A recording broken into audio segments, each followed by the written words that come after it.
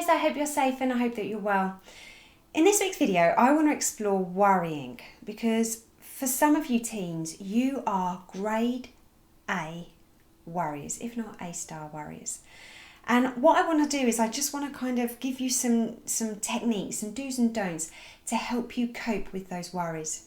Are you somebody that's constantly kind of thinking that the worst case scenario for I'm going to be late, I'm not going to get good grades, my friends aren't going to like me, I'm not going to be able to get tickets. All these things, always thinking about the bad things that could happen. And the thing is with that worrying is that sometimes in our mind we are picturing what we think is going to happen. But the thing is though, it is absolutely exhausting. So let's kind of get on with the video and how you can help yourself better understand your worrying, as well as, like I said, those do's and don'ts. When we worry, we keep our mind in a high state of anxiety, and this can genuinely affect your physical health. So for some people, it can make them feel tired and run down. Other people, it might be ulcers, it might be really poor skin. So it just shows the effects that your worrying will have over you.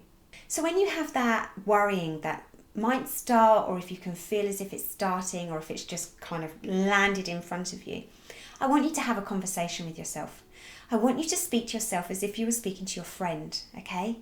And with that, I'm talking about you being kind to yourself, about using that self-compassion.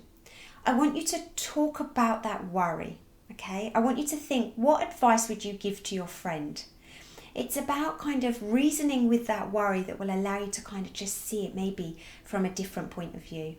You have to ask yourself, is it worth worrying about? Is this going to affect your life in 12 months' time?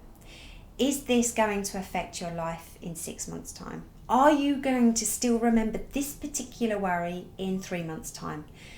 By reasoning with this, okay, by putting a timeline on it, will allow you to kind of just give yourself the sense of recognizing how much effort you put into it. Because likely what's to happen is that it won't affect your life and that you will forget about it. Therefore, again, just being honest with yourself, is this worth it? If you're thinking about a worry and you're thinking about that worst case scenario, what I want you to do is I want you to think about a good ending to that worry, okay?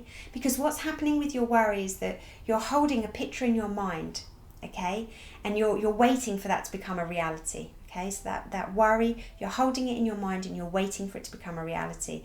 You've got it in a kind of a movie set scene. So with that, I want you to picture not the worst case scenario that you've already got in your mind. Replace that with a good scenario, a good ending, and just let that play out. Another couple of do's. Try meditating. It's hard, but it's really worth the practice. Just Google how to meditate or meditating for beginners here on YouTube, because there are so many fantastic professionals out there that can teach you how to do it. Alternatively, there's visualizing, okay? It's about the power of the breath, which sounds really just Jo being a bit fluffy. But actually allowing yourself to visualize yourself feeling better, feeling more calm, feeling more in control. And again, matching that with some deep breathing can really, really help. And another do is that I really want you to practice gratitude. It's so easy to think of all the things that we've not got. It's so easy to think that life's not fair, nothing good happens to me, nobody's kind to me, I'm never going to get a good job, I'm never going to find happiness, I'm never going to find love. It's so easy to have those thoughts and those worries. But actually, just stop and just actually think about the things that you have got that are going well for you in life. Because sometimes what happens is we get so carried away with the negativity, we can kind of consume ourselves. And just to let you know that if you're hanging around with toxic friends, that's not going to be helping the situation either, but that's a different video. I think I'll actually put a video up about now, an old video that I've got about how to deal with toxic friendships. But with that, just kind of practice that gratitude. I'd love you to, once a day at least, have those moments where you can just remind yourself about one thing that you're grateful for. And that might be having a roof over your head. It might be having dinner on the table every evening. It might be having a school to go to. That one's a bit tough. But It's about having this attitude of gratitude. So there you have it. There's some for you. But what I do want you to remind yourself is that if we can learn to nail how you can deal with your worries now as a young person, as a young adult, as a teenager, then what we can do is we can just learn to disassociate ourselves from being such a worrier. Certainly if you're an adult, because when you're an adult, it's so much harder to fight with these worries. So if we can just try and work at it now, your future self will thank you for it. You're not alone. You never are. I'm always here for you. And just stay awesome. And I'll see you next week. See you later.